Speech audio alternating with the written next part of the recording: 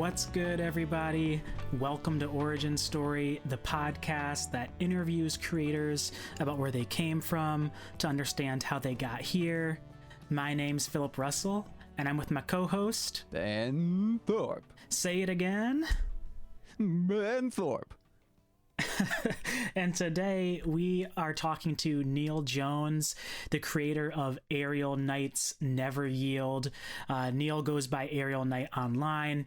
And yeah, so Never Yield is a side-scrolling endless runner.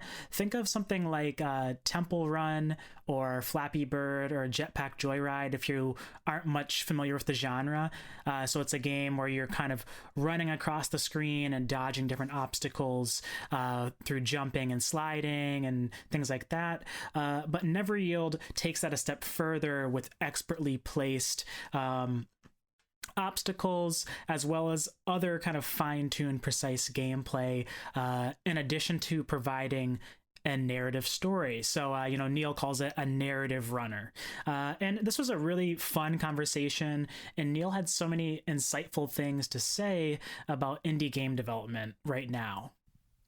Yeah, and I think one of the kind of chief insights is he talked a lot about like how hard it is to develop indie games, how a lot of, I think, indie game developers are kind of doing this on their own dime and their own dollar and just trying to get attention and trying to make it work, and how difficult that is. That a game like his, which I think ultimately got a lot of attention, but he kind of talked about like, listen, we need more space for games like this. And I think he also does a good job of kind of, if you follow him on Twitter, being like, hey, check out these indie games. You can get X number of indie games for the cost of one AAA game. This is where people should be spending time and attention, because these are kind of so much harder to get off the ground in some ways. Yeah, and he does a good job of also talking about, being a Black developer himself, how the industry tends to pigeonhole or highlight or tokenize developers of color and kind of, prop them up as arbiters of a whole race or ethnic group. And in this case, Neil talks about how, despite the fact that Never Yield has gotten a lot of press, it was shown in the Nintendo Indie Showcase, he doesn't want to take away from the fact that there's so many other really cool games that developers of color are making, and he doesn't want to present as if he's talking for a whole group of people. And I think he does a really good job of talking about how you navigate that and the discomfort that can exist when you're trying to navigate those kinds of conversations. Yeah, and I think just to contextualize, he was in some ways, I think, responding to so much of the press around him and around his game was like, oh, here's this Black game developer.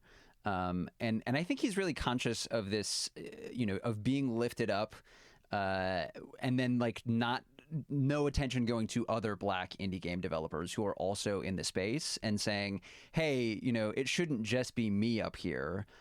You should also be listening to and paying attention to all of the other creators who are in this space as well. And so I just think he has some really good insights about like how we like have this bad habit of propping up one person and not really paying attention to all of the other people who are also doing that work in the field. Yeah, and another thing that I appreciated in the interview was, there's this kind of mythologized story in the games industry about the classic RPG title Final Fantasy, where back in the day, people said that it was called Final Fantasy because Sakaguchi, the creator of it, was, this was the last chance for Square to succeed in the games industry. This was their quote unquote Final Fantasy. It turns out later on that that's kind of maybe bunk, that it wasn't, that it kind of just happened to turn into that title. But it's a fun story, and in some ways it relates to something that Neil gets at during the interview.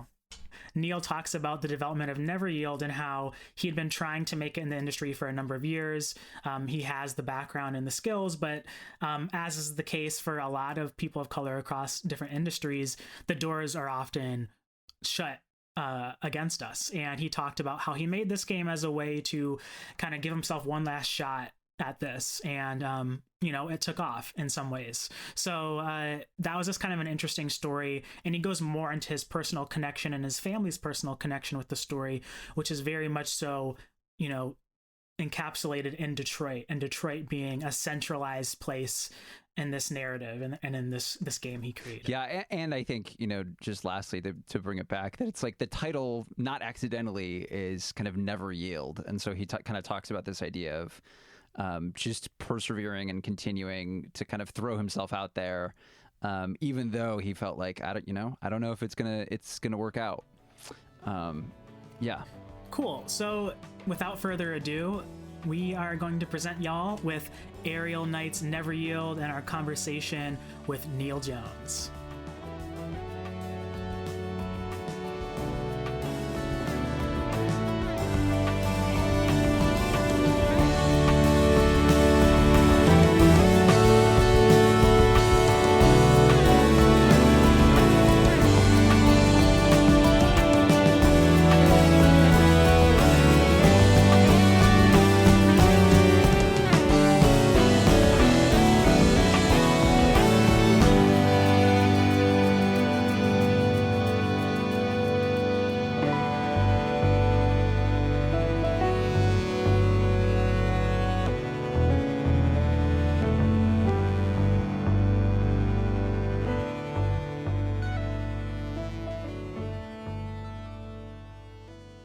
Neil Jones is a game artist and game developer based in Detroit, Michigan. He's worked on titles such as Clique and most recently Aerial Knight's Never Yield. Thanks for joining us, Neil. Hey, thanks for having me. So we wanted to bring you on based off of your recent release, Aerial Knight's Never Yield. We'd love to just start off talking about, where that project came from and how you got started working on it. Yeah, so excuse me. Never Yield pretty much came from my frustrations with the game industry after years of, constantly applying for job after job, which many people do, and being just turned down for reasons that had nothing to really do with like my actual skill or talent. It was just things like you don't fit the culture here. We're looking for someone more local, things like that, things I really couldn't help. So like I'll always be told that I, had the capability, but I constantly couldn't find a position. So before I just gave up on the game industry entirely, I decided to make one more game more for myself than for anything else. I figured if no one played it, but I enjoyed it, at least all of those years learning about game development and how to do all this stuff would, have some kind of output. And, I could share it with my friends and, maybe they would think it was cool. But after, a couple of months of kind of working by myself, I did a prototype and took it to this small showcase in Ohio. People really seemed to like it. And, I polished it up a little bit more and ended up in another showcase, a digital showcase, where it caught the attention of a publisher after the game was mostly done. And they really helped push it to, a larger audience, getting me, porting me to the Switch and, the consoles and doing all that cool stuff. So it really kind of evolved naturally over time. Yeah. And that's a huge, kind of trajectory. And I'm wondering if you can talk about, you were in the Nintendo showcase this year. What was that like, especially, as you're kind of describing that this game was in some ways, I think, a test for you about like whether or not you wanted to stay in this industry? Yeah, I set out to prove a point that I could kind of pull something off on my own. Look at this person who the game industry said, didn't fit in, and, that person kind of did it on their own. So like being in that showcase really kind of highlighted that story and like proved that point. Even though, there was still much more to do. On my end, when I first got the news of the Nintendo thing, it was like more of a question. I didn't, really know if it was going to happen or not. And then once it was confirmed, I was extremely tired because I was like at the end of development. And I was only sleeping like 3 hours a day or something like that. And they wanted me to record this video. I wrote a script But I was just tired and burnt out, and I wrote this like really honest script, and I sent it to them, and I said to myself, if they reject this script, I'm not doing it. I know it's a big audience and all, they can show the game, but I didn't want to talk if it was going to be this whole say exactly what we want you to say type of thing. But no, they said, hey, the script's cool. They just had like one little note about how I said Nintendo Switch. But other than that, they just kind of let me say whatever I wanted. And I got away with it. So, I record that video like 100 times just trying to, because I'm really bad at reading the script and staying on track. Obviously, as you can tell, I go on tangents. I'm Neil. I go by Aerial Knight online. And I'm the creator and developer of Aerial Knight's Never Yield, a narrative runner that captures the spirit of classic games in the genre with a few new features and a lot of style. I created this game in Detroit to make space for myself in the game industry, which previously refused to make space for me, and with the help of some of my amazing friends who created something that represents much more. I keep it going like, I keep it moving like, I keep it going like.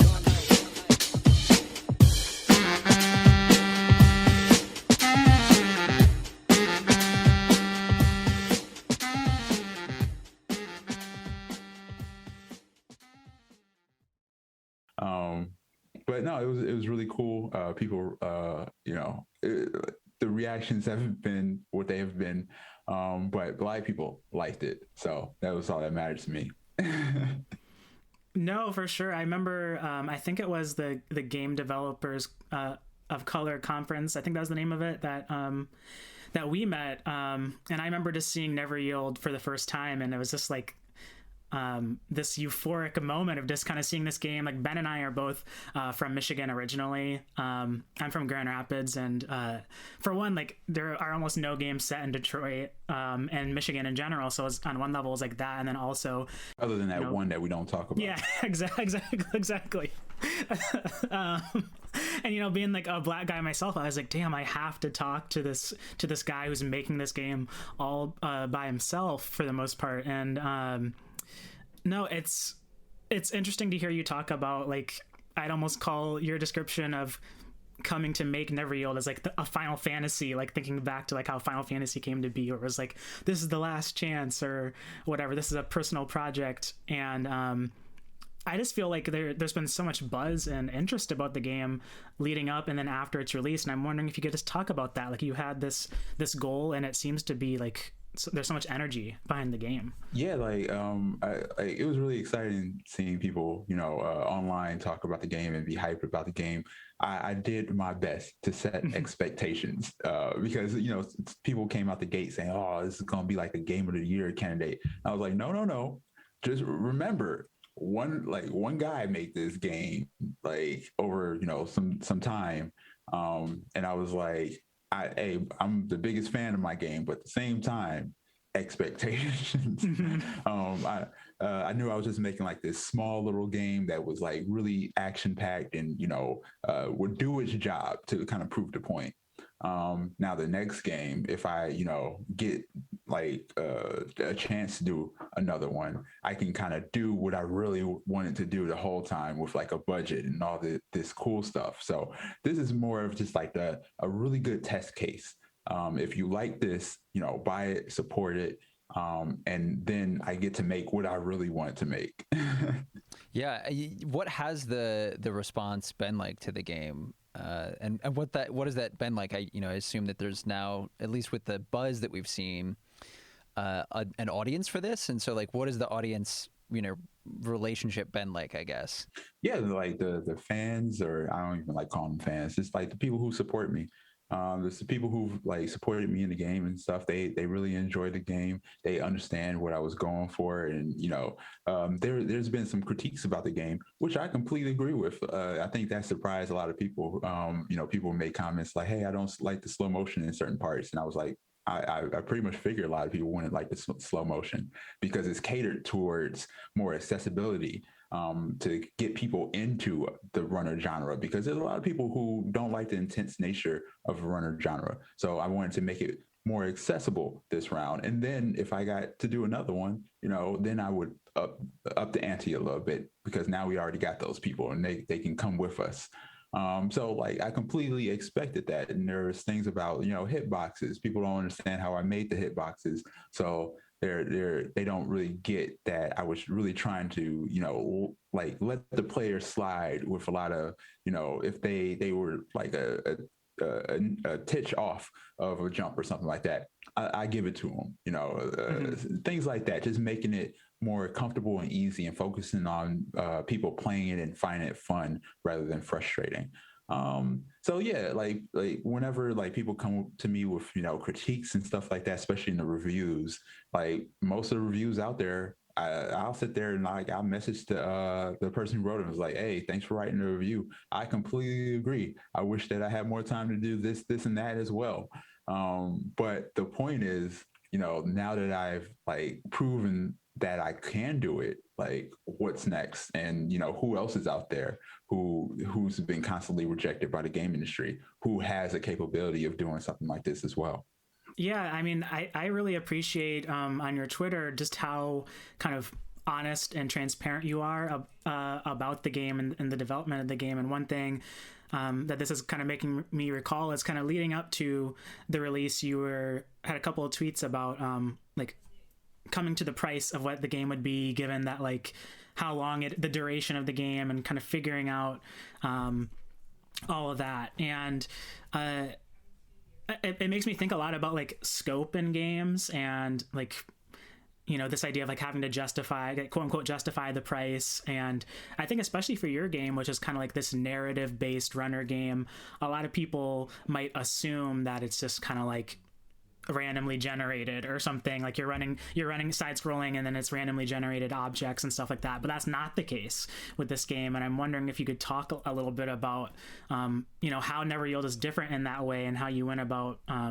tailoring the gameplay to be so exacting in terms of the experience you gave. Yeah.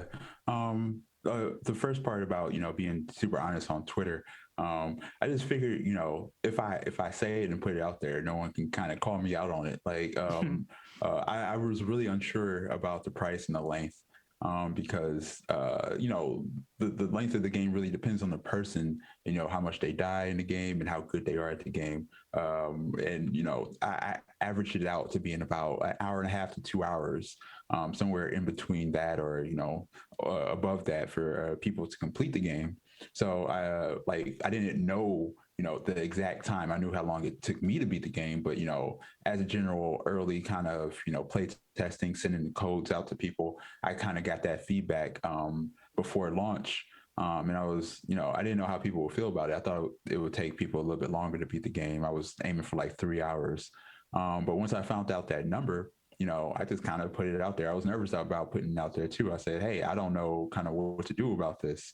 And people gave some really good feedback. I ended up lowering the price of the game just a little bit based off of that. So that it was around less than $1 per level, which I thought, no one could really complain about, with 13 levels, the game being around $10, $11, just for the music alone, it would be, a good kind of a value if I kind of said it that way. And, how I kind of talked about, the length of the game. I just really wanted to be open, so no one felt like they were like bamboozled or anything like that into the game. So, and that's also why I put the demo out, was I wanted people to kind of like understand what the game was and not just buy the game just because, whatever reason, and kind of understand, hey, this is what I'm getting. And 3 levels of a 13 level game is a lot to give people like for free. Yeah. So I was really nervous about that as well. And to your other point about, the procedural generation, specifically, I aimed away from that because I want to do things different. And in the runner genre, there's a lot of games out there that just was like, hey, we'll just randomly throw stuff at you. I found it like sometimes it could be unfair, depending on, the run that you have.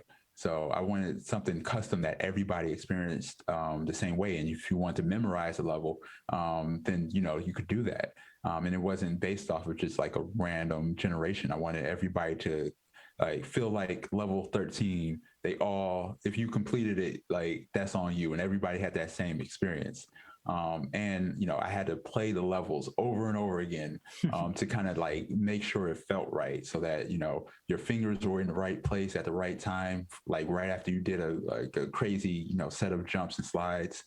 Where were your fingers then, so that you can be ready for what came next? So, I wanted to be a little bit more custom, and people to feel like the level design that I did for it kind of like was like with Mario. Everybody knows that level design. Something that was more solid rather than random. I also kind of want to circle back on this idea of like the length, because I think what you're describing, which is like being transparent about how long the game is and how big the game is. A lot of the conversations around games right now, I think, are built around like, well, how am I getting the bang for my buck? But I also think that like increasingly I find myself overwhelmed by these like big, massive games that have so much to do and like take so much time. And so, to some degree, you're talking about like the constraints of like you doing this on your own, kind of, I think, making it hard to make long. But I also wonder if like, I found it refreshing, and I'm wondering, if you get the opportunity to do your next game, how long do you think that would be? Oh, it would probably be around the same length. When I talk about all the things that I wanted to do, I mean examples like the final level. Like the final level took a majority of development time, just because of all the things that happened in that level, with the music blending with the action and the twist of the mechanics. But I could only pull that off once with the time that I had and like capabilities and stuff. But no, I totally agree with like the games being crazy lengths. One of my focus points was that I didn't want it to be, crazy long. It was never going to be like a 5 to 10 hour game. It's always going to be something that you could beat in one sitting. Because I, growing up on games would like go to GameStop and, buy a used game and try to beat it in the weekend so I could take it back and like trade it in for another game. Games aren't like that anymore. They're like hundreds of hours sometimes, and take like major commitments and time. I just kind of miss those old games that, those double A games that you can just beat in a weekend or an afternoon.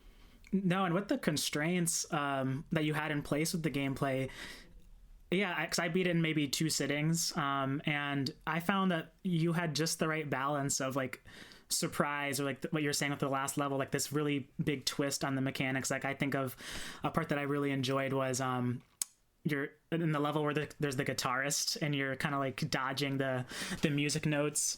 That was really inventive, and I won't spoil what the final level is, but like what you do there is really interesting, and it shows you don't need to have like zillions of mechanics like a lot of like maybe bigger AA and AAA games have to be like awesome. So speaking of that, I wonder if you could just talk a bit about like the music, which seems to be another really big standout of the game. Yeah, the music is definitely everybody's favorite part. Me and my best friend Dan, well, let me start a little bit before that. When I was developing the game, I always knew kind of like how I wanted it to sound, but I was completely wrong. After I finished the first level, me and my friend Dan, we worked this crappy job together. And it was boring there, so I would bring my computer and just work on the game. And after a certain point, I kind of wrapped up the level and I showed it to Dan, and I was like, can you do the music for it? Because he did the music for all my previous games. He's been my go-to because, I've known him since I was a kid. And he said yes, and I bought him pizza for kind of like doing the first level because we both didn't have any money. And he just did it kind of in his free time. Originally, I wanted to be more Oriental mixed with like kind of hip hop, trap beats and stuff like that. And then I was really avoiding hip hop in general as just a general thing because I didn't want to be typecast or stereotyped to say, hey, the Black game developer is doing this hip hop game or whatever. And we tried a lot of different things, and it never just like really felt right. And then I had to remember that I was making the game for me. So even if no one else played it, I needed to enjoy it. So I went back to what I liked, anime, I like jazz, hip hop. And I kind of gave Dan those notes. I took a clip of the level and sent it to him. And I was like, just make whatever you want based off of this. and he spent the weekend. He made this incredible song. It almost fit perfectly. I put into the level, moved some things around in the level to make it match better. And then I sent the song back with some notes saying, hey, can you add this, this, and that? And then he sent it back, and it was perfect. And that's the first song that you hear in level 1. And we based the rest of the game pretty much off of that, with the rule that after we made, I would give Dan, the notes of, what's happening in the story of that level. And then he would create something, and we would go back and forth. And then once it was kind of finalized, we would say that we have to listen to the song for 2 days straight. And if we made it through the 2 days and wasn't sick of it and just didn't want to throw it in the trash, and it would go in the game. But if not, we would just, throw it in the trash.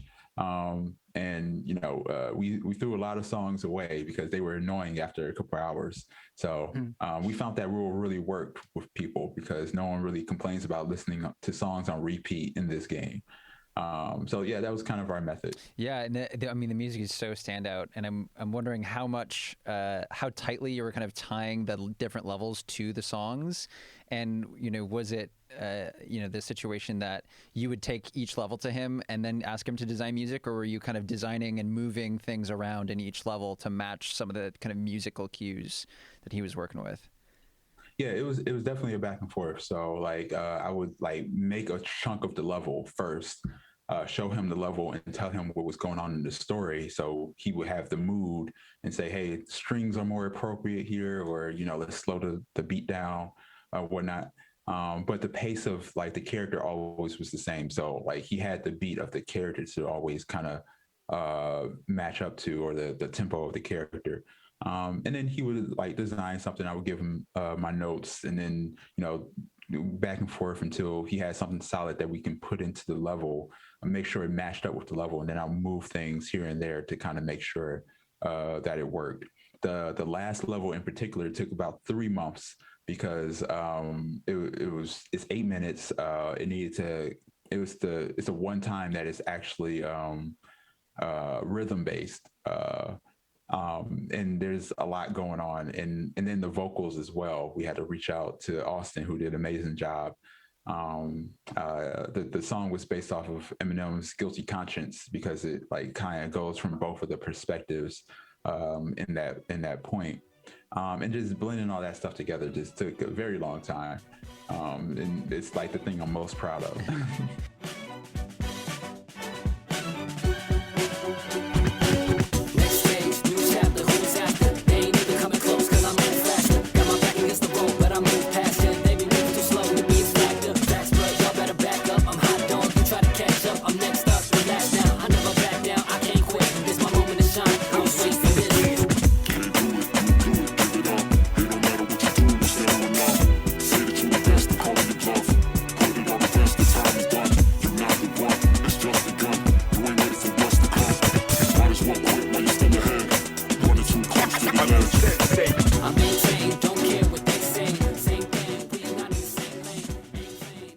Yeah, can you maybe talk us through the story of the game? Yeah, so people say the story makes it's confusing, but I left hints in there specifically to kind of guide the people into figuring out what happened.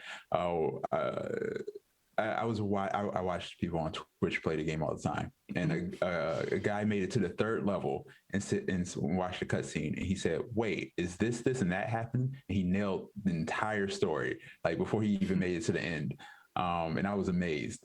He's been the only one to get it right. Everybody else has been super confused, but the story kind of has a conclusion, and it's a lead-in to what I would do next. With the story to kind of consolidate things and kind of really hit home what's going on, but it exists as a standalone thing as well.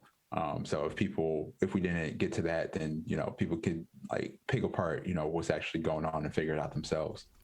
Do you think that if you were to make that sequel, that it would kind of stay in this realm of narrative runner, rhythmic kind of gameplay? Yeah. And iterate on that? I have the sequel outlined. I have like the mechanics and everything that I want to do with it, kind of outlined. It's just I don't know if I want to do it. And you know, as far as time goes and commitment goes, and it's really up to the publisher and people. So if like people really want me to like kind of make this, then hey, buy the game, let the publisher know, and we'll figure it out. But I think people definitely enjoy this one if they enjoyed the first one. What like growing up, what kinds of games and like anime and other kind of media were you like really into? And do you think that's it's pretty clearly reflected in the kind of gameplay and the aesthetic of Neveryield? Yeah, you could almost tell just by the outfits Yeah. that you unlock kind of where I was at like, a lot of Nickelodeon and Cartoon Network and, all of the classics, Toonami and all that. I was super basic, like whatever was on TV, I pretty much liked it. I don't really like hate anything. Um, I think my favorite like thing weirdly was like Hamtaro, like because it was really chill. Like it was like it was like the Steven Universe of that era where you just watch it and like take a nap. It was real comfortable. So I like things like that.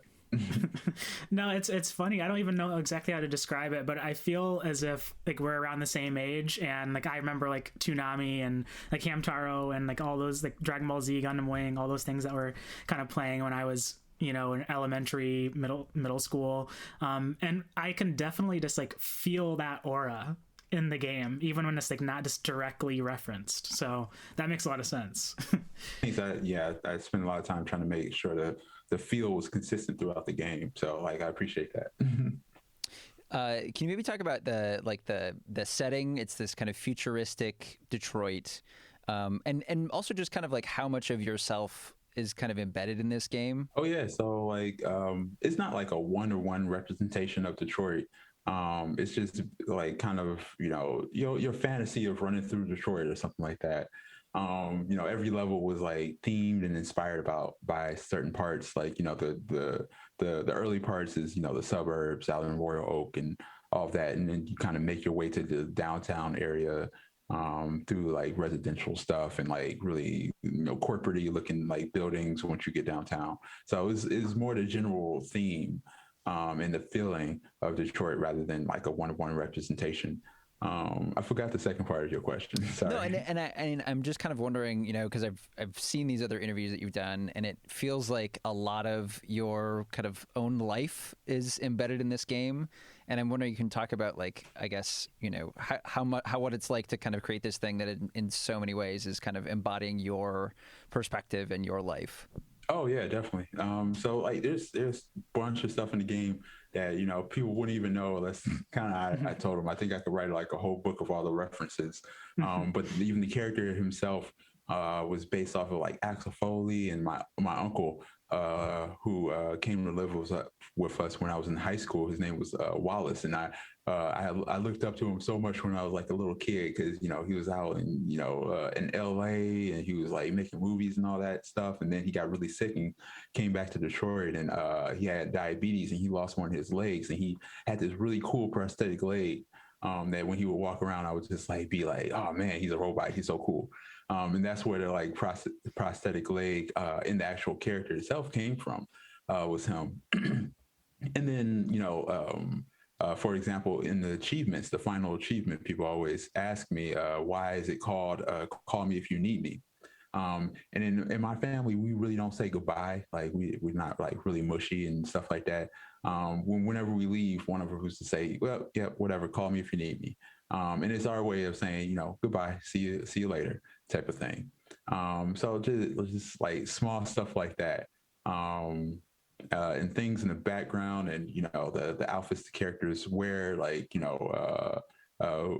me and my brothers would just like Hey Arnold. We would watch so much Hey Arnold when we was kids. So like the 33 outfit was based off of Gerald from that show. And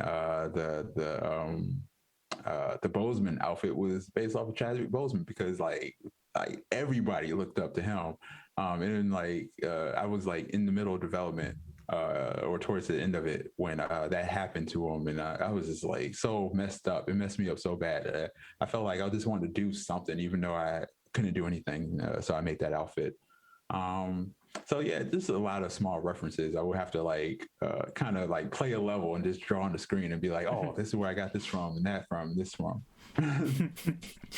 With you posted a video recently of you were in the Phillip and you showed your grandma, I think it was, that you had this big article, like write up about the game. And I don't know, there's just something like, the game's really personal, and obviously like a lot of you went into it and your friends went into it, and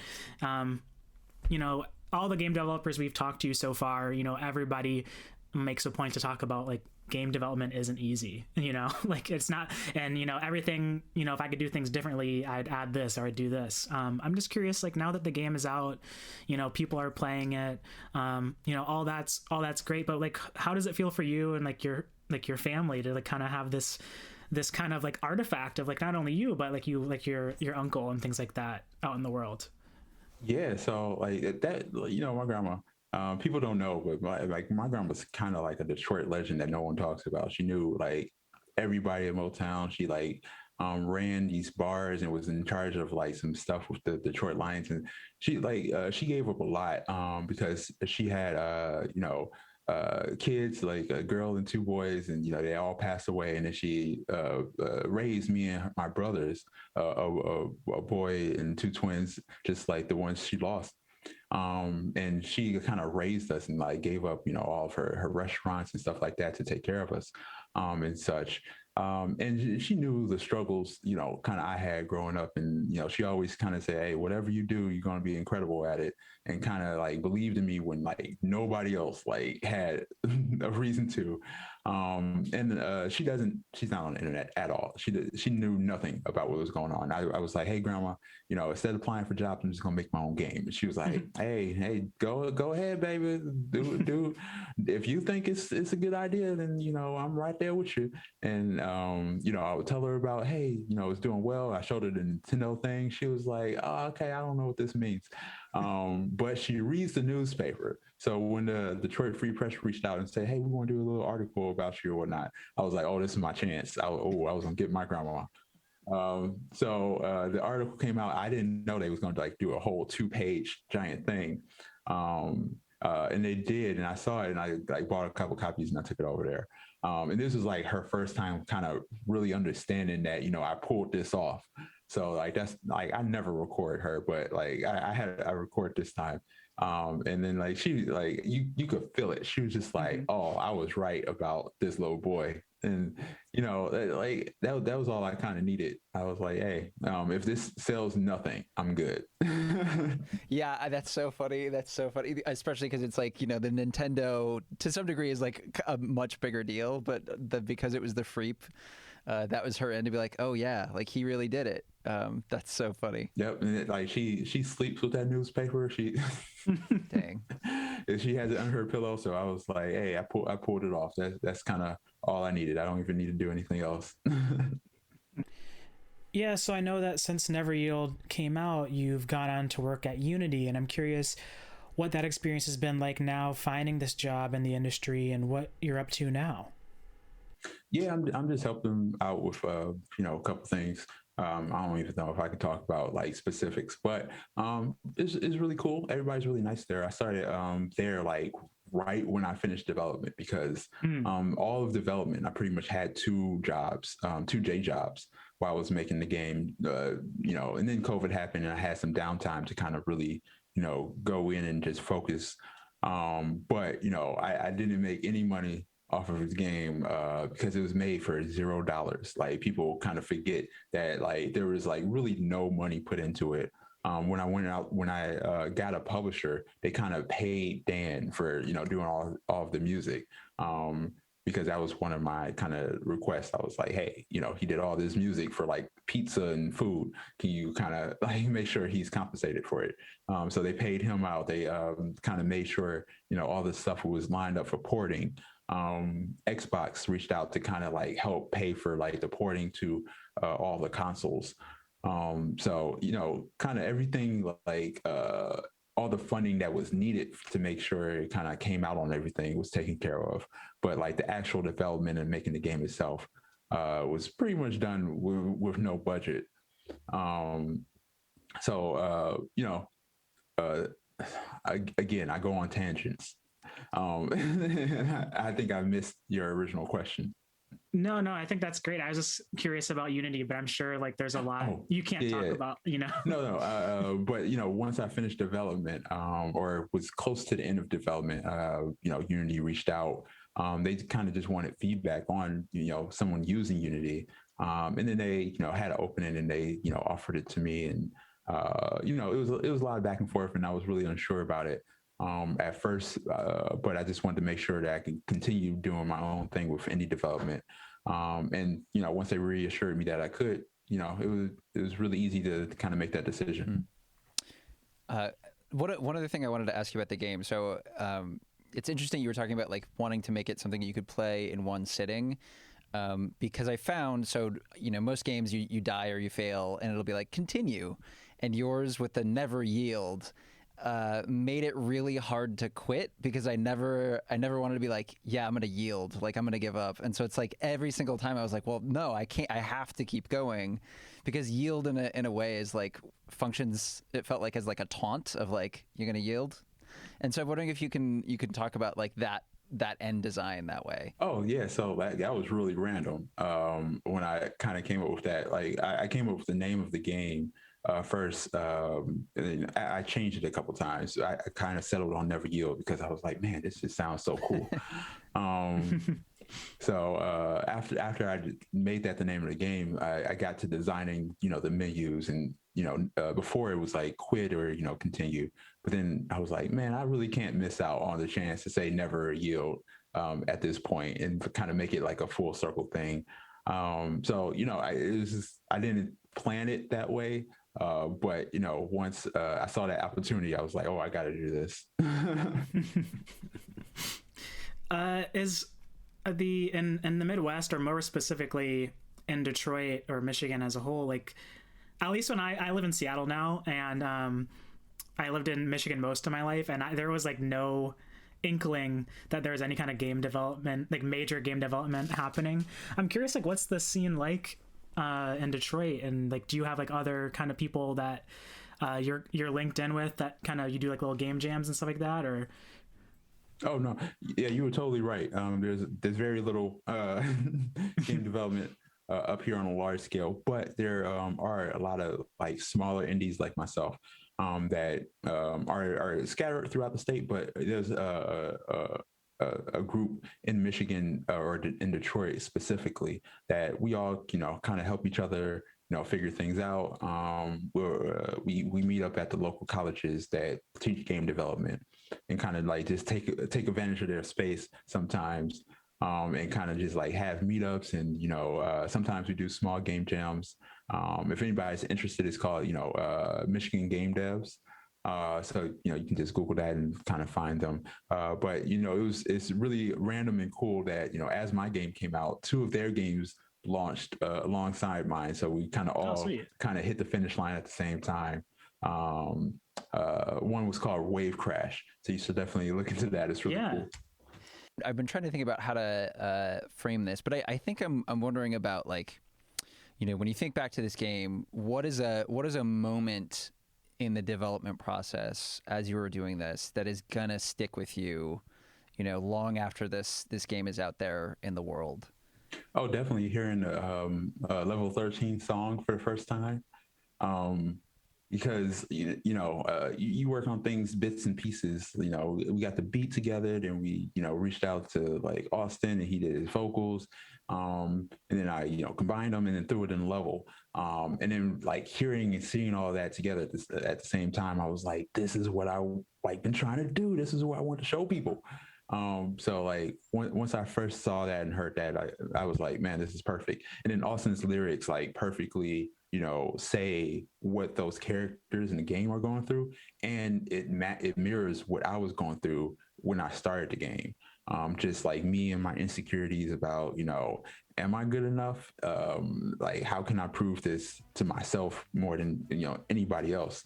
So if you don't play the game, just go listen to Level 13 song. It's on like YouTube, it's on like Spotify, it's on everything free. So go check it out.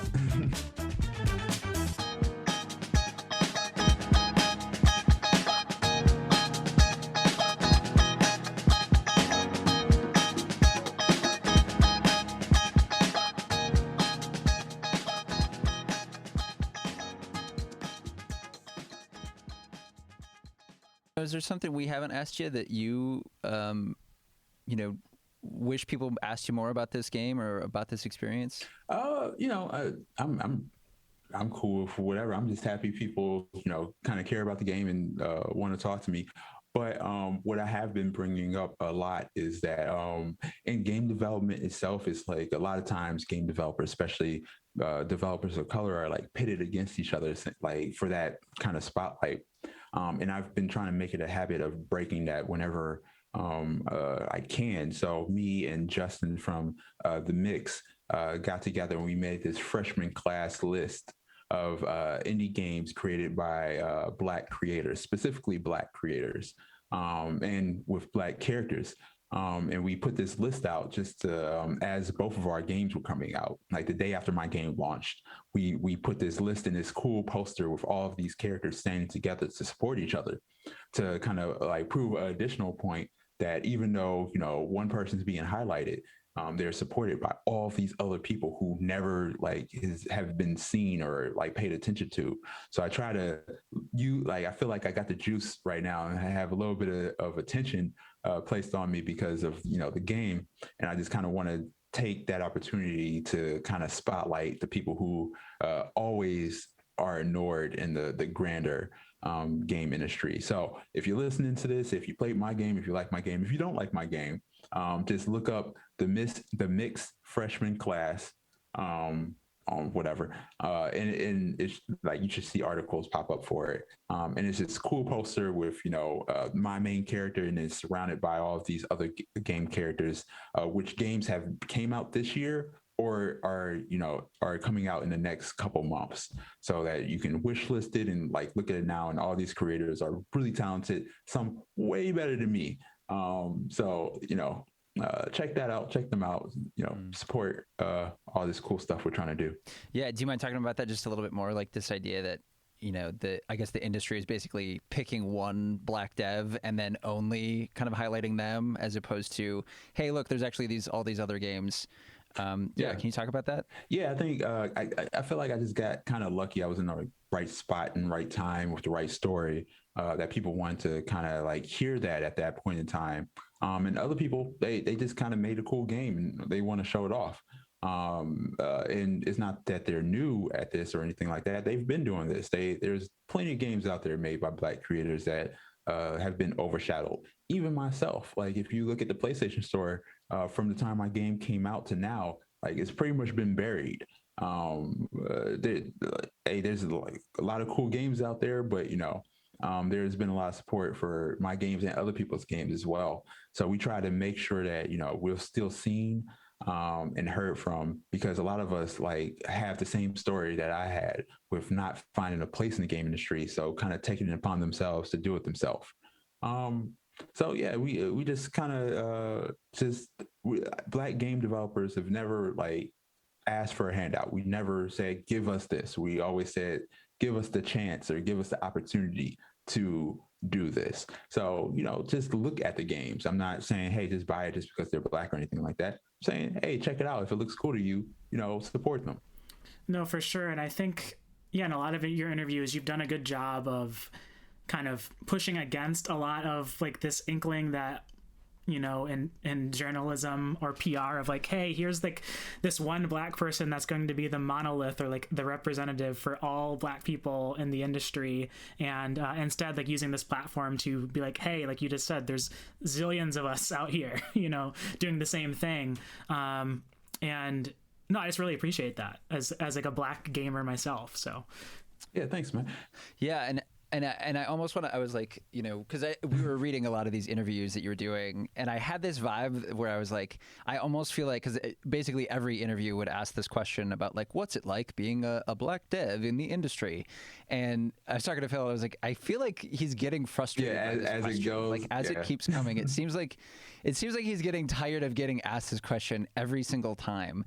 And I'm wondering if that is to some degree like a frustration with, you know, you being propped up at expense of all these other black devs that they could be talking to, and feeling like, in some ways, both the industry, whether it be journalism or even the game industry, kind of trots you out to absolve itself of not bringing more kind of black creators actually into, the industry? Yeah, so like the frustration of that question might have I try not to be frustrated by that question because everybody I talk to, is my first time talking to them. So that might be the first time they ask the question. I think my responses like kind of grew a little bit more frustrated, just because I was like, like look at Twitter, like everybody literally talks about this every day, type of thing. But I'm always down to answer that question because my experience, I speak on my experience, and I always say that I don't speak for all black people. I can only speak for myself and the people that I know. But I feel like the more we interview different types of people, because I really feel like I should not be the example, because I kind of hate the game industry and I'm very bitter towards the game industry. So I don't even want to be that put on that pedestal. I don't think anybody should. I think we all should together. And that way, if one of us falls or, doesn't want to do this or kind of has the issue or, gets canceled or whatever, it's not like, oh, there's the one black guy. Now we got to find another one to replace him. It's all of us being lifted up together. So yeah, I don't have a problem with the question. I just feel like I would be more cool with it if there was more answers other than just my own. At the top of the interview, you talked a little bit about applying to a lot of like industry jobs, and it's the classic scenario of like, oh, you're great, but we're not giving you the job that I think a lot of black people have to face, or like people of color have to face in these white dominated industries. And I'm curious, like, now that you have this game out there, now that you're thinking about whatever is next, and whether it be a new game or something else, like, do you think you'd want to kind of work in the industry in that kind of more corporate way, or do you think maybe this path of like making your own stuff or having a smaller team is more interesting to you? Oh yeah, smaller teams have always been more interesting to me. Like I like indie. I don't think indie is highlighted as much as it should be. But in general, I like small teams better than large teams and like corporate stuff. I would never have been able to send out that tweet about hey, my game is like 2 hours long. How can I go about explaining this to people without them writing it off? Like, there is no way a PR person would have let me send that out. Or PR would have never let me say what I said on the Nintendo showcase. Like, I pretty much called out the game industry for being racist to like 10 million people. Like, there's like, that's why I like the freedom to kind of do whatever I want now, even though when I first came into this, I really wanted to like work at those big studios. I really wanted that experience. I wanted to know what it was like. And I wanted to work on like my favorite games, like Call of Duty and all that cool stuff. But the older I got and the more I saw like how it actually was, and how disposable people are, I was just like, it's not for me. That's one of the reasons I put my name on the game, was to kind of let gamers know that like there's a person behind this. Like, and I feel like it kind of reflects in how people talk about the game and talk to me specifically, because there's a name and a face to this, and not just like a company, just a random company name or what have you. So, and I called out a few people. I told them, I'm not your friendly neighborhood game dev. I will, talk crap about you. Like, if you want to get all, snarky with me, because what they gonna do? What they gonna do?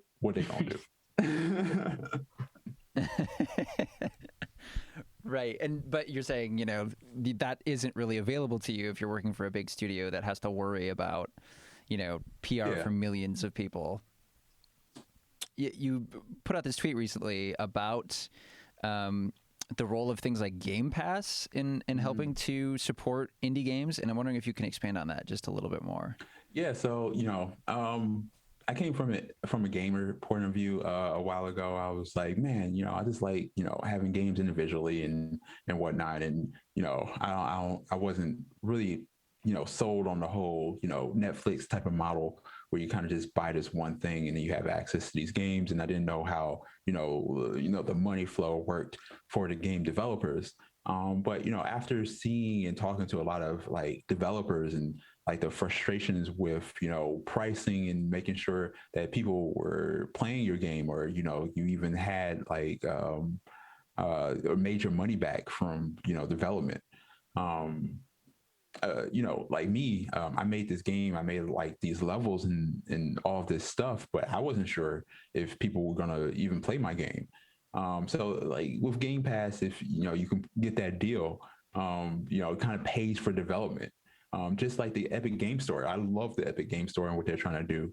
A lot of people like sign that Epic deal and like their game is paid for already. And whatever they do next, be it like after the Epic Game Store and putting it on other systems, that's all profit. So Game Pass, Epic Game Store, I lump all those together as like just a better deal for like indies themselves, because indies, there's very few like higher level indies. You see the really small, 8-bit games where you just do something simple. But, the more complicated games that like take a risk and do things differently, not the $1 million Hanes and, Fall Guys. I'm talking about, on the lower end, the Sayonara Wild Hearts and things like that.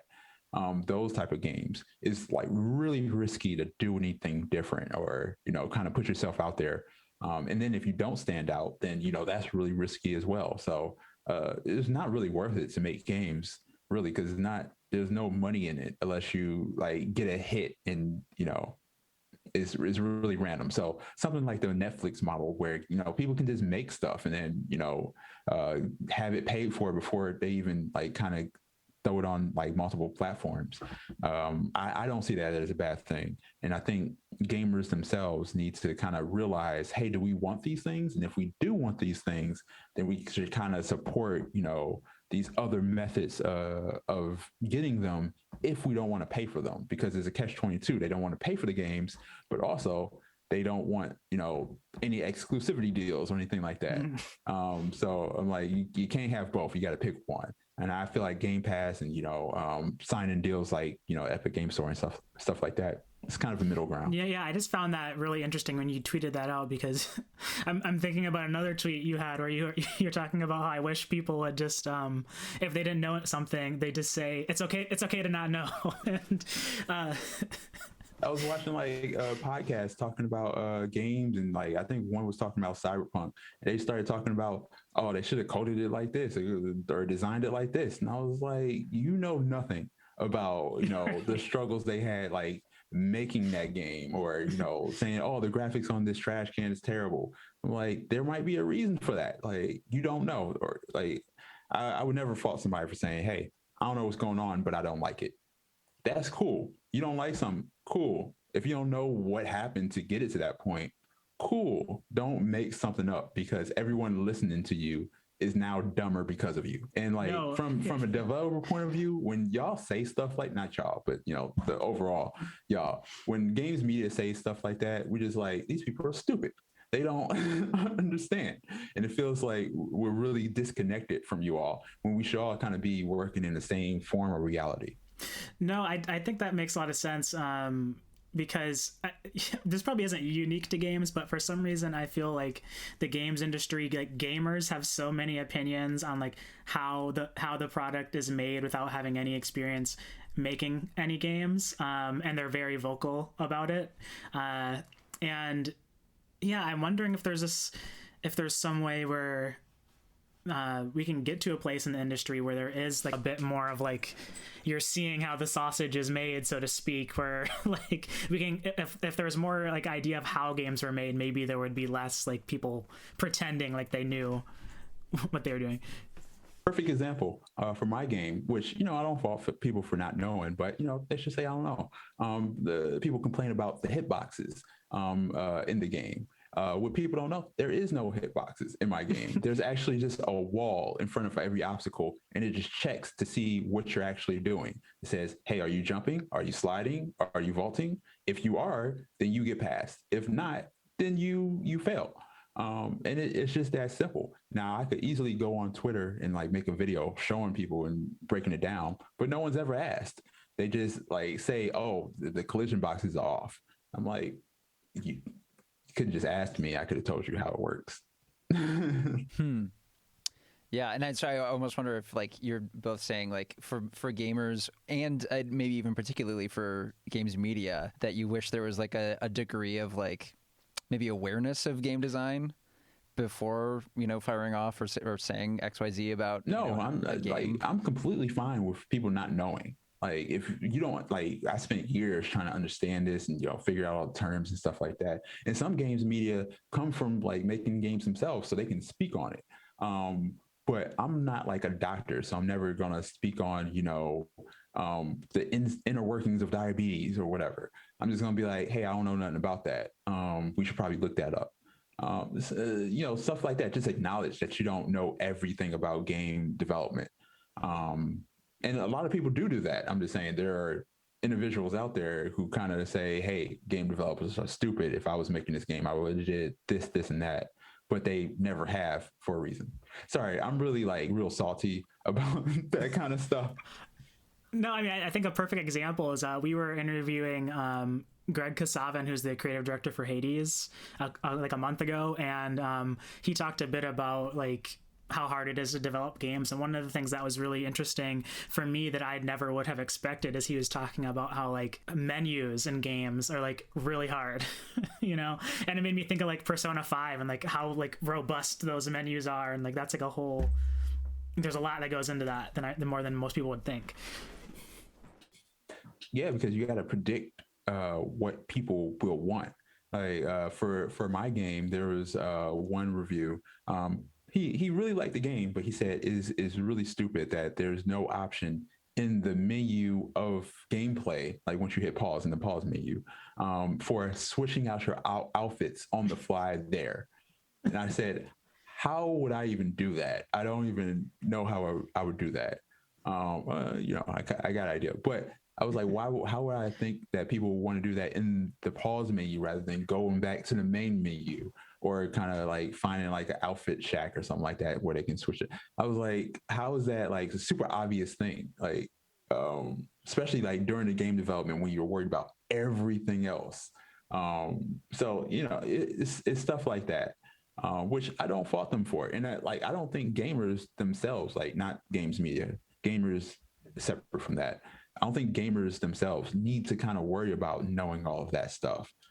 Just on the games media portion of it, I get frustrated because once they, make nitpicks and say things like they're obvious, then the gamers watching them and reading them kind of just assume that, oh, the people making this game are idiots.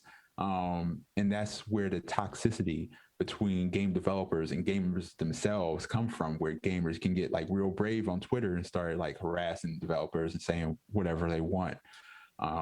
So I feel like, games media needs to protect game developers a little bit more. And a way to do that would be by saying, I don't know. Man, we got real deep into like that.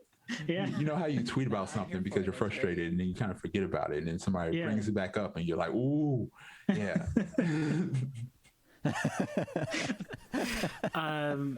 Well, cool. I think we should probably wrap it up. But no, Neil, this has been really great. I loved the game, and it's been great to see like when I talked to you like a year ago to like now it's out and like talking to you about what it's like to have this thing out there and hear the energy around it. So I really appreciate you coming on. Yeah, thanks for having me. Thanks for connecting with me. I know it's kind of later in the day for you guys. So Hey, thanks for having me on and asking like really dope questions, and y'all really looked up my old interviews and stuff like that and brought that stuff up. I wasn't expecting that. Where could where could they find you if people wanna look you up? Where should they go? Yeah, on Twitter, I'm at Ariel_Knight. And that's pretty much all I'm really on is on Twitter, really. But you can go to my website, arielknight.com, if you want to. There's nothing on there. But buy the game. It's on everything. Awesome. Yeah. Hey, thank you so much for taking the time. We really appreciate it. Thank you. I appreciate it.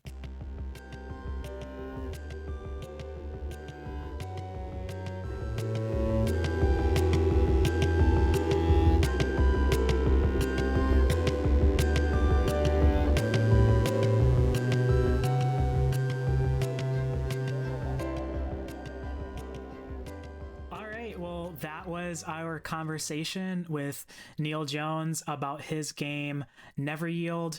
I really appreciated his discussion, especially about developers of color and uplifting the work that's already out there despite the fact of how it's reported on, and also just kind of hearing his familial connections to the game and how in a lot of ways he's used it as a way to not mythologize but kind of leave a lasting image of some of his family members in a really unique way.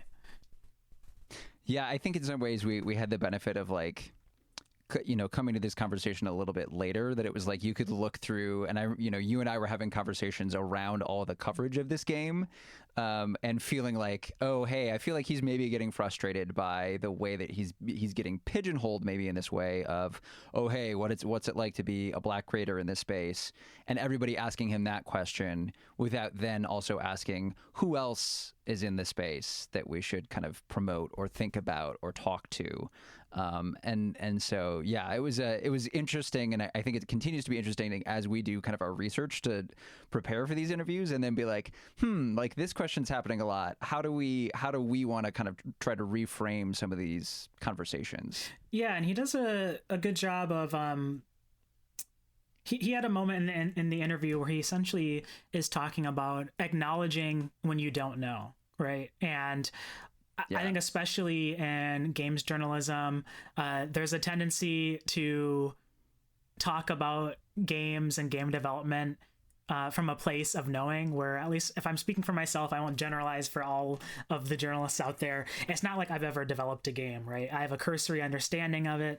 And Neil does a good job of talking about it's okay to not know. Part of the job of developers or designers is to talk about how games are made and to educate others on it. So I think that was just a good reminder. He does a good job of kind of checking people, but in a respectful and helpful way, not in a super aggressive or accusatory way.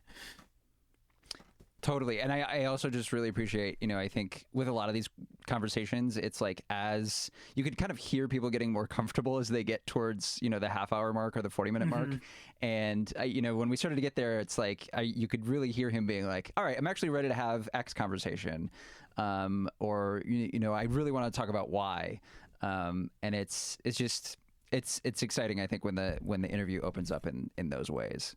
For sure. So, yeah, again, we wanted to thank Neil Jones for coming on the show and talking to us about Ariel Knight's Never Yield. The game is really awesome, super awesome soundtrack. You can get through it in a sitting, so if it's you don't have a lot of time to game, perfect game for that. And it's available everywhere. It's on PC, it's on Switch, it's on Xbox, it's on PlayStation. So give it a shot. It's definitely worth your time. You can learn more about the game at www.arielknight.com. That's knight like a warrior in armor, not night as in nighttime. And you can follow Neil Jones on Twitter at Ariel_Knight. Ben, where can they find you? They can find me at sad_radio_lad. And you can also find us at originstory_. Phil, where can they find you? They could find me on Twitter at 3D Cisco. And you can find our website at www.originstory.show. We want to take a minute and thank Ryan Hopper for providing the music that you hear in the beginning and the end of our show. And we wanted to thank Melody Hirsch for providing the awesome cover art and website design that you see every time you boot us up. Yeah, if you have any kind of questions or ideas, I think especially now, if there's someone that you're like, hey, this would be a perfect person for you guys to talk to, whether it's kind of in the book space or the indie game space or a musician, hit us up. We're definitely open to suggestions. Yes, please send us emails. We'd love to start reading them on the show, maybe as we're closing out each week. And as we said in a previous episode, leave those reviews. I made a little video that you could probably find on the website by the time you listen to this, where it walks you through how to do it on iTunes. And I'm looking at you, Mom. Yeah, moms. This is the instruction that you need, all right? Moms of the world. I know that it's confusing, Mom. This is important. I'm just asking for a sweet review, okay? Yeah, I mean, they help a lot. And one thing to note is that if you can, try to actually write a review in addition to leaving the stars. That helps out a lot more. Sometimes the stars don't even show up because iTunes is weird and already too complicated. But it helps a lot, and it doesn't need to be long. It could literally be like, this was good. So help us out so we can keep on doing this. All right. Phil, anything else? I think that's it. Y'all are going to be seeing us here again next Thursday, 5 a.m. Pacific time, 8 a.m. Eastern. We're not going to leave you alone. We're like a bad penny. All right. Peace. Bye.